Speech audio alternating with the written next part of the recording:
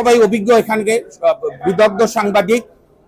কোনো আইনকে চ্যালেঞ্জ করলে স্টে কখনো দেয় না, এবং আমরা স্টে চাইও নি। আমরা বলেছি, আমার ভাই যেটা জিজ্ঞেস করছেন, রুলের এক্সাক্ট টার্ম হচ্ছে জুলাই সংস্কার বাস্তবায়ন উইদিন ব্র্যাকেট সংস্কার অধ্যাদেশ আদেশ কেন অবৈধ হবে না, এবং গণভোট অর্ডিন্যান্স কেন অবৈধ হবে না, যার মধ্য দিয়ে এই দুইটি বিষয় সর্বোচ্চ আদালতের বিচারাধীন থাকলো।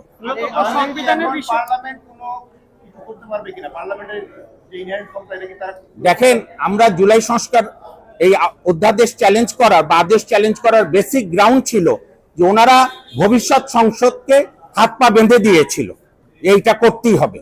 তা আমরা সেই ভুলে করব না। বাংলাদেশের মাননীয় প্রধানমন্ত্রী তার জাতির উদ্দেশ্যে ভাষণে বলেছিলেন, শেষ লাইন, যে দিন শেষে আইনের শাসনই হবে আমার সরকারের মূল কথা। আমরা বিশ্বাস করি যে বর্তমান সরকার এবং সংসদ রুল অফ ল প্রতিষ্ঠা করার জন্য যা যা প্রয়োজনীয় মনে করেন তারা করবেন। সেটা আমরা ডিলিট করে দিয়েছি, কারণ মেইন অধ্যাদেশটার উপরে রুল হলে, যদি আমরা রুলে ইনশাল্লাহ বিজয়ী হই, তখন তো শপথ টপথ সবই বাতিল হয়ে যাবে।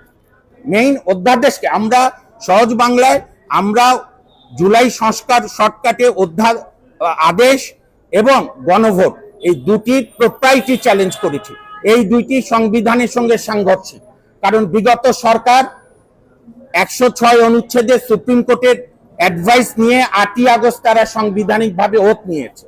সো বাংলাদেশ সবসময় সাংবিধানিক শাসনের মধ্যে ছিল। তাহলে একটা প্রশ্ন থেকে যায় যে আইনজীবীরা আছেন তারা বলেন যে যদি এটা অসাংবিধানিক হয়, যদি এই প্রশ্নগুলো ওঠে, তাহলে নির্বাচন ব্যবস্থা যেটি নাকি এই সংবিধানের মধ্যে নেই, তারপরে ডক্টর ইউনূসের যে শাসনামল সেটা অসাংবিধানিক হয়ে যায়, এই বিষয়ে আপনাদের ব্যাখ্যা না, এটি আমার বন্ধুরা হয়তো বলছেন হয়তো বিভ্রান্তি ছড়ানোর জন্য। নির্বাচন আমাদের সংসদীয় গণতন্ত্রে, নির্বাচন যে কোনো সময় হতে পারে। আপনারা অবগত আছেন, বিশ্বের বহু গণতান্ত্রিক দেশে মধ্যবর্তী নির্বাচন হয়, 2 বছর পর হয়। রাষ্ট্রপতি মনে করে সংসদ ভেঙে দেওয়া দরকার। এইখানে পৃথিবীর কোন সংবিধানে, আমি একজন সাংবিধানিক আইনের ছাত্র হিসাবে, কোন সংবিধানে আমি দেখিনি যে কোন দেশের প্রধানমন্ত্রী পালিয়ে গেলে সেই দেশে কি হয়। তাহলে একটি প্রশ্ন থেকে যায় যে গণ অভ্যুত্থান তো হয়েছিল, তো সেই গণ অভ্যুত্থানটা তো সংবিধানের আছে কিনা, আমার এই প্রশ্নটার উত্তর আপনি দেবেন। আর পরবর্তীতে গণ অভ্যুত্থানের যে ম্যান্ডেট নিয়ে সরকার এসেছে, তারাও তো সেই ম্যান্ডেট নিয়ে এসেছে যে সংস্কারের, তাহলে সেই বিষয়টা কি হবে? আপনার সুন্দর প্রশ্নের জন্য ধন্যবাদ। গণ আন্দোলন, গণ অভ্যুত্থান জুলাইতেই প্রথম না, আমরা আমাদের ছাত্র জীবনে 90 গণ অভ্যুত্থান করেছি। না, সেটা না থাকলেও জনতার আন্দোলনে পরে সেটাকে রেটিফাই করেছে। আরেকটা বিষয় আমরা ক্লিয়ার করে দেই, আমি একজন আইনজীবী হিসাবে এবং আমাদের রিট পিটিশনার, আমরা কোন অবস্থাতেই সংস্কারের বিরুদ্ধে না।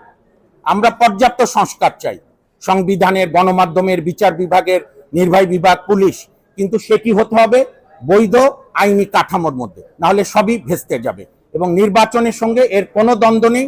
আমরা অন্তর্বর্তী সরকারকেও চ্যালেঞ্জ করি, তারা তো সংবিধানের 106 প্রধান আপিল বিভাগের অ্যাডভাইস নিয়ে ওত নিয়েছে সংবিধান রক্ষা করবে, আমরা সেটাকেই এগিয়ে নিয়ে আসলাম।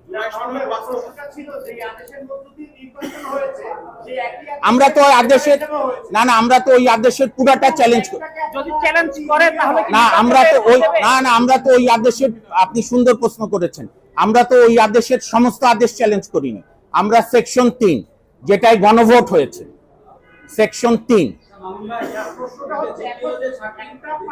হ্যাঁ এরকম হয়। আমি বলি, না আমি আপনাকে বলি, আমাদের সুপ্রিম কোর্ট 8ম সংশোধনী বাতিল করেছিল পার্ট, সেটা হচ্ছে হাইকোর্ট কেন বিভক্ত হলো, রাষ্ট্রধর্ম ইসলাম ছিল, এর অতীতে বহু নজির আছে।